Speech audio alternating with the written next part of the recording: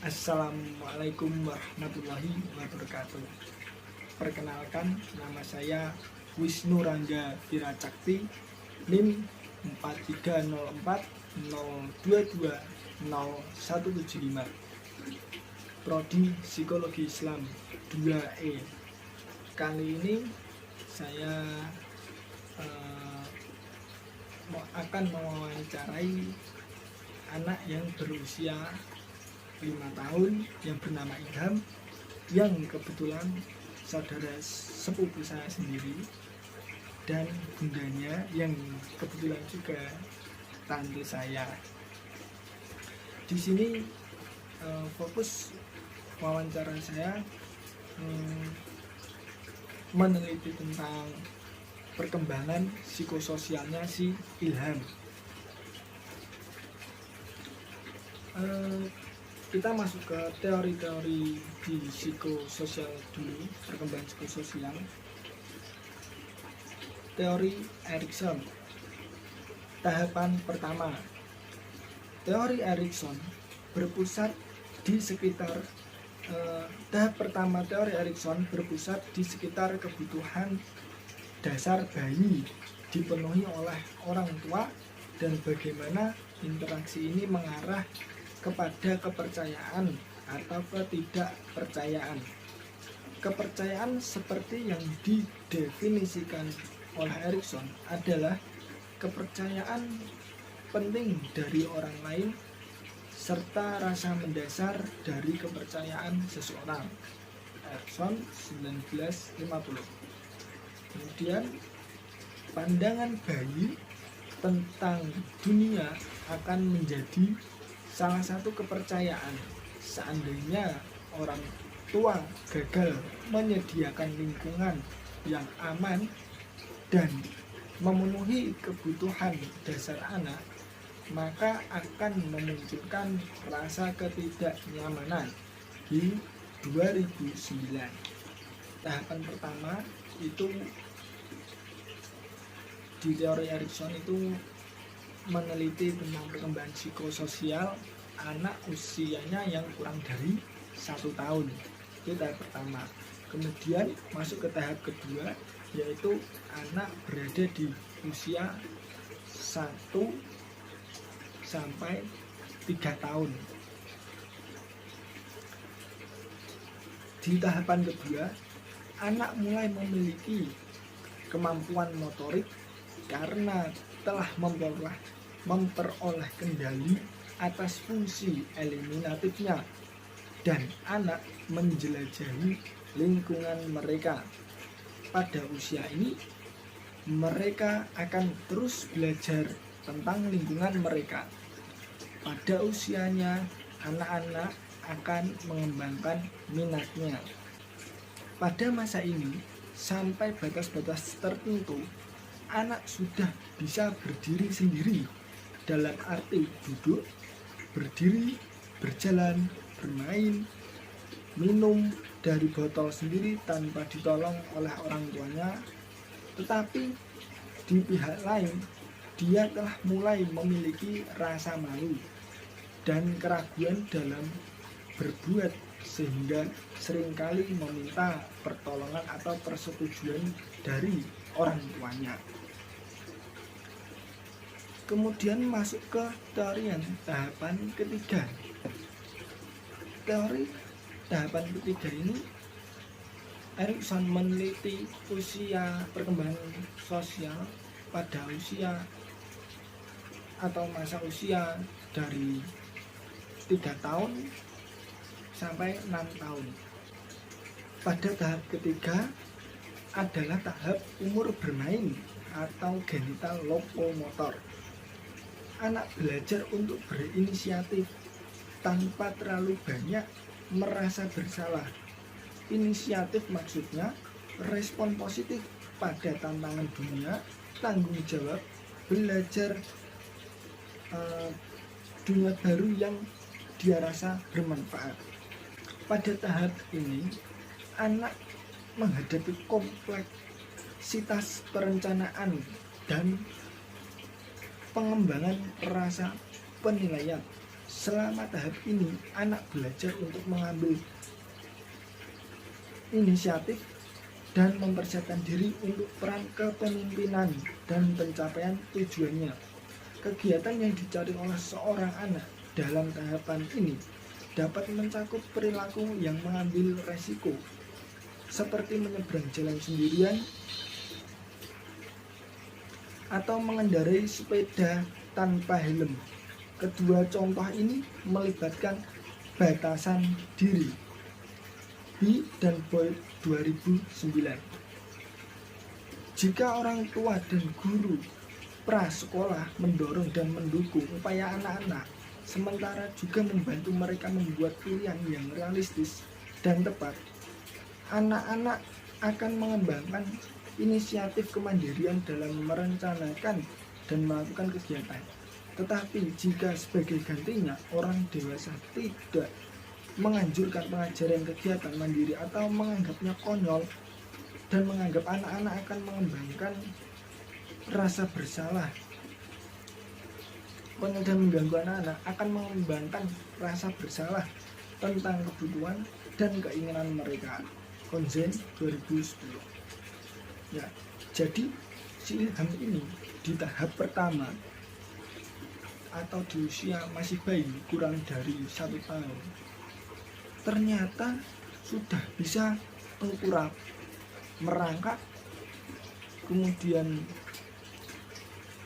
di usia 10 bulannya dia sudah belajar berdiri. Nah, ketika bayi juga kebutuhan sumber makanan si Ilham itu tercukupi, bahkan sangat-sangat tercukupi. ASI eksklusif 6 bulan, empasi awal berupa buah yang dibikin dicacah di pur yang lembek atau cair itu agar lebih mudah mencerna dan mengenal rasa. Awalnya hanya 1 kali sehari, lainnya tetap ASI. Kemudian ketika waktu 9 bulan posisi tidur terus.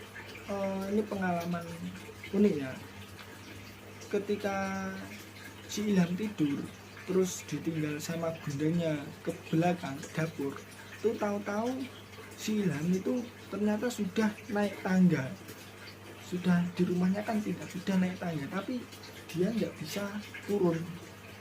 Akhirnya setiap pintu dikasih tutup, jadi tangganya itu dikasih penutup biar si Ilham itu nggak bisa naik-naik lagi, kan juga khawatir mesti orang tuanya kalau misalnya Ilham umurnya masih bayi, masih kecil tuh naik-naik tangga sendiri, kan berbahaya juga buat Ilhamnya.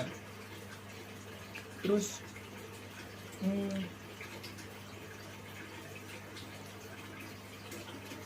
itu pengalaman uniknya di usia kurang 1 tahun. Nah, menurut yang teori tadi, tahapan pertama ini adalah kepercayaan atau ketidakpercayaan. Nah, saya tanya juga kepada bundanya, ternyata ketika umur 1 tahun itu, kurang dari 1 tahun itu, Ilham kalau mau digendong sama orang lain, kalau nggak sama bundanya apa sama budenya apa yang keluarga dekatnya, itu Ilham itu sama orang asing itu nangis, selalu nangis. Jadi dia sini waktu kecil Ilham itu ternyata sudah memiliki rasa kepercayaan terhadap orang-orang yang di sekitarnya, terutama orang tuanya, dan memiliki rasa ketidakpercayaan dengan orang asing. Kemudian di tahapan kedua, Ilham ternyata sudah lancar berjalan di usia 1 tahun lebih 1 bulan. Kemudian mulai belajar berbicara di usia 15 bulan. Di tahapan kedua tadi, menurut teori juga,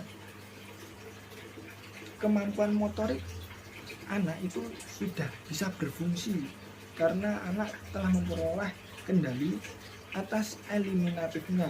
Jadi ternyata benar di tahap kedua ini kemampuan motorik si Ilham sudah bisa berfungsi dengan baik.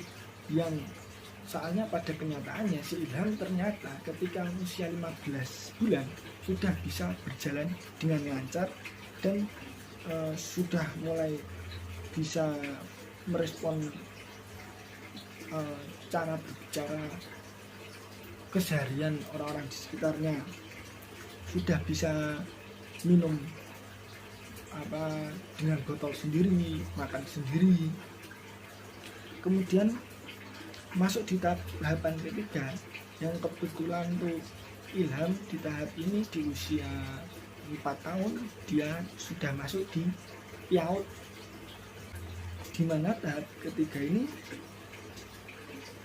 umur menurut teorinya itu umur bermain atau genetikal lokomotor, anak belajar untuk berinisiatif tanpa terlalu banyak merasa bersalah. Nah, Ilham ini lagi senang-senangnya bermain kalau saat ini. Dia tuh kalau misalnya diajak pergi sama bundanya kemana itu, dia memilih untuk bermain bersama teman-temannya di rumah. Dan Ilham itu kalau PIAUD tuh minta berangkat terus, karena kalau di PIAUD-nya itu kan bermain sama teman-temannya, jadi senang sekali bermain Ilham itu. Tapi bundanya juga memperbolehkan atau memberikan kebebasan untuk si Ilham ini untuk terus bermain, dan bundanya ini hanya mengawasi dari jauh dan mengawasi apa yang dimainkan. Jika hal itu berbahaya, bundanya langsung tidak memperbolehkan si Ilham bermain dan memberikan pengertian bahwasanya mainan itu berbahaya dan bisa memberikan resiko keselamatan terhadap si Ilham. Ketika Ilham juga kan saya tanyain, punya teman banyak enggak di sekolah, di PIAUD-nya? Punya mas, di rumah temennya ya banyak mas. Nah, temenmu ada yang nakal enggak? Ada. Lah buat temenin enggak temenmu yang nakal itu? Enggak, aku enggak suka sama temen yang nakal. Nah, dari semua pertanyaan yang saya berikan kepada bundanya Ilham dan Ilham sendiri, kemudian dipadukan dengan teori-teori perkembangan psikososial, dapat disimpulkan bahwasanya perkembangan psikososial Ilham itu sama dengan teori-teori yang dipaparkan oleh Erikson dan sesuai harapan dengan apa yang diinginkan oleh orang tuanya. Namun tadi juga ada cerita ketika Ilham ingin saya wawancarai dan saya ajak foto. Itu awalnya Ilham itu juga kurang pede dan mau menangis, nggak mau saya wawancarai sama saya ajak foto.